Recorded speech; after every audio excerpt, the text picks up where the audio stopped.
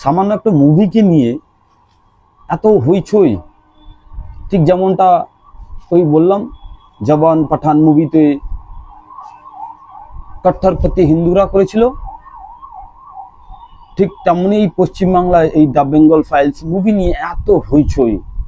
Main পয়েন্টে কথাগুলো না বলি, মেন যুক্তির কথাগুলো না বলি, রাজনীতির চক্করে ফিল্মগুলোকে ফেলে দিচ্ছে।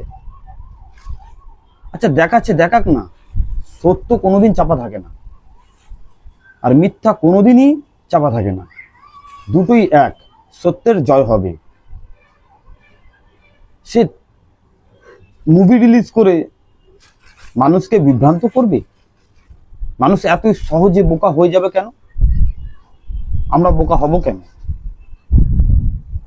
ও আসলে আমাদেরকে বোকা বানাচ্ছে বলে, আমরা বোকা হয়ে যাচ্ছি বলে, আমরা বোকা বলে তাই এইসব শোরগোল করে। ঠিক ঠিক প্রত্যেকটা কিন্তু ভোটের সময় এই বইগুলো রিলিজ হয়, কারণ ভোট টানতে হবে।